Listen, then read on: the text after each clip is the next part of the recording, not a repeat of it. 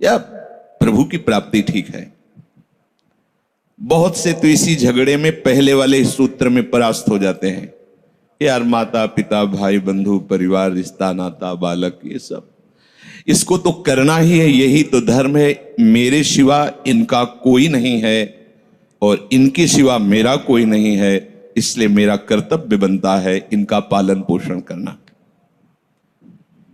उपासक पहले ही निश्चय में गिर जाता है। जो सत्संग नहीं किए वो, जैसे ये प्रश्न भी सत्संग में ही उठता है। जब हम सत्संग में भगवत प्राप्ति की बात या शास्त्र स्वाध्याय से संतों की वाणी से जब हम ये निश्चय करने के लिए तैयार होते हैं, पहले तो निश्चय करने की ही वृत्ति नहीं आती, पर जब हम तैयार होते तो हमारे सामने दो दिखाई देते। एक तो संसार, शरीर, शरीर संबंधी भोग, शरीर संबंधी रिश्ते नाते, तो इनका कर्तव्य करना ये ठीक है या भजन करके भगवत प्राप्ति करना ठीक है? तो बहुत से इसी में गिर जाते हैं। तो कुछ जन हैं जो शास्त्र स्वाध्याय करके या संतों की वाणी सुनकर इस विचार में आते हैं कि मुझे क्या करना चाहिए, परिवार का पोषण या भगवत प्राप्ति। दो विभाग कर लिए इसलिए खतरा है, निर्णय नहीं कर सकता। और सही पूछो तो दो विभाग है नहीं, एक ही बात है। समझ जाओ तो वहीं वहीं भगवत प्राप्ति हो जाएगी। अब उसके विचार में आता है कि अभी तो ब्याह हुआ है, या अभी छोटे छोटे बच्चे हैं, या अभी बच्चों का ब्याह किया है, अभी नए हैं, क्या जाने संसार का, मेरी आवश्यकता है, नहीं तो संसार इनको परेशान कर देगा। और वो अपने अहम जनित कर्ता भाव से ऐसा बंध जाता है कि निर्णय ही नहीं कर पाता। समझो रे भाई लोगो, समझो रे दीवाना, अरे हिया नहीं रहना, करना अंत पयाना। श्री चरणदास जी कह रहे हैं, ए भाई समझो, जिस कर्तव्य को तुम विसार करके झूठे भाव को कर्तव्य मान रहे हो, अरे माया के दीवाने, अरे हिया नहीं रहना, करना अंत पयाना। यहां से जाना है, यहां से जाना है। ये भूल जाते हैं, माया की ऐसी भूल भुलैया है कि हमें शरीर में राग और शरीर संबंधियों के राग में सुख मिलने लगता है और लगता है कि मैं अविनाशी हूं। वैसे मैं तो अविनाशी ही है, पर विनाशी को लेकर मैं ये भूल कर बैठता है, और जिसको पकड़ा है वो सब विनाशी, सब विनाशी। गो गोचर जहां लगु मन जाई, तो सब माया जानो भाई। दुनिया में लाखों का मेला जुड़ा, हंसा जब जब उड़ा तो अकेला उड़ा। समझो, ये माया की चाल है जो तुम्हें समझने नहीं दे रही। अरे हिया नहीं रहना, करना अंत पयाना। समझो रे भाई लोगो, समझो रे दीवाना। मोह कुटुंब के अवसर खोयो, हरि की सुधि बिसराई। दिन धंधे में रैन, भोग नींद में ऐसे आयु गंवाई। 8 पहर की 60 घड़ियां, सो तो बिरथा खोई। छिन इक हरि को नाम न लीन हो, तो कुशल कहां ते होई। बालक था जब खेलत डोला, तरुण भया मद माता। वृद्ध भय चिंता अति उपजी, अब दुख में कछु न सुहाता। भूला कहा चेत नर मूरख, काल खड़ो सर सांधे। विष को तीर खींच के मारे, आए अचानक बांधे।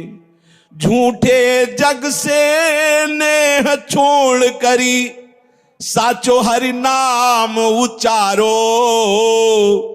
चरणदास सुखदेव कहत है, अपना भला विचारो, समझो रे भाई लोगो, समझो रे दीवाना, अरे यहाँ नहीं रहना, करना अंत पयाना।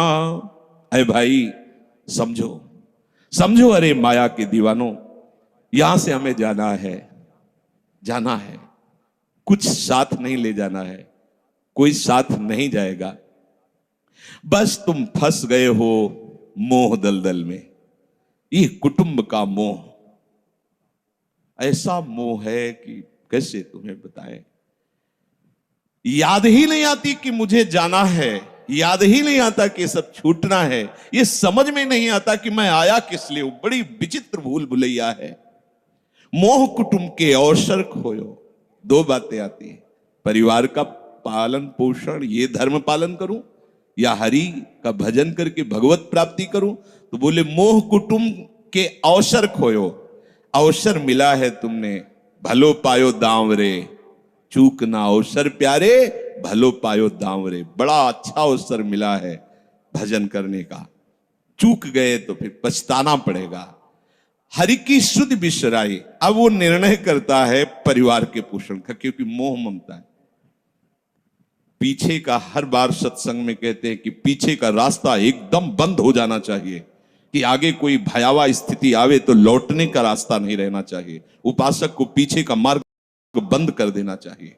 पर होता क्या है, अपने लोग बहुत कमजोर हैं, तो कदम ऐसे रखते हैं पर पीछे वाला पुष्ट बनाए रखते हैं कि अगर इधर थोड़ी भी आंच लगी तो कदम पीछे करके सुरक्षित हो जाए। वो सुरक्षित नहीं है, वो सुरक्षित नहीं है, वो असुरक्षा है। परिवार का राग, अन्य भरोसा, किसी देहधारी का भरोसा, किसी वस्तुओं, ये भरोसे लायक चीज है, अरे क्षण में बिगड़ जाने वाली चीज है। भरोसा तो हरि का है, भरोसा तो हरि गुरु चरण सेवा अनुसरो। ये भरोसा कभी तुम्हें विश्वासहीन नहीं होने देगा, ये भरोसा कभी धोखा नहीं। साधुते हो न कारज हानि, कभी तुम्हारा मंगल नहीं हो सकता। मोह कुटुंब के अवसर खोयो, हरि की शुद्ध बिसराई। अब दिन तो बैल की तरह काम करने में व्यतीत हो रहा है और रात्रि नींद और भोग में समाप्त हो रही है। आठों पहर की 60 घड़ियां बेकार में इसने व्यतीत कर दी।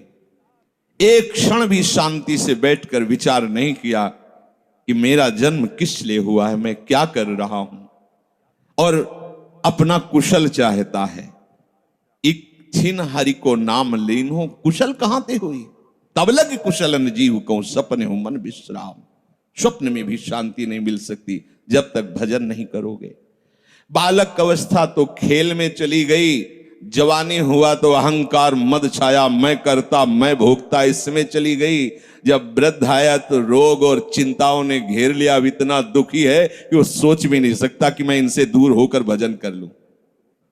ये जो वो भजन का नाटक होता है, भजन में हम देखते हैं ऐसे ही लगा रहता है, कैसे हो और बढ़िया से, और क्या करें, और मरने का ठौर आ रहा है, और क्या करें, तुम आए हो भजन करने के लिए और में अभी फंसे हो, क्या कर दूं, कहां से कैसे व्यवस्था कर दूं।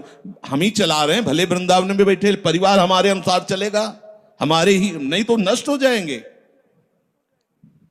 आए हैं वनवास करने के लिए, भजन करने के लिए, पूरा का पूरा प्रपंच दिमाग में पता लगता है। वृद्ध भय चिंता अति उपजी, दुख में कछु न सुहाता। अरे भूल क्यों रहे हो, चेतो। साधु चेताता है जगत को, चेतो। काल रूपी शिकारी धनुष पर विष का बाण चढ़ा चुका है, तुम ठीक निशाने पे हो, होश में हो जाओ।